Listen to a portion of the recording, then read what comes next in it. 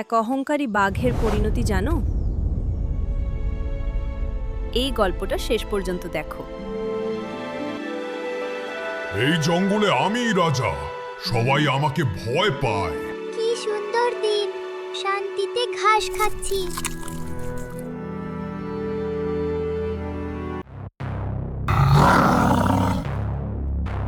এই, তুমি আমাকে দেখে ভয় পাচ্ছ না কেন?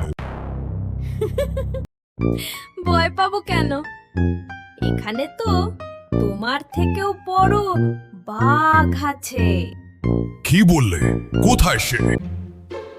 চলুন আপনাকে দেখাই।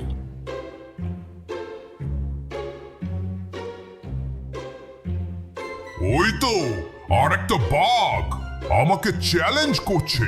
আমি এখনই তাকে শিখিয়ে দিচ্ছি।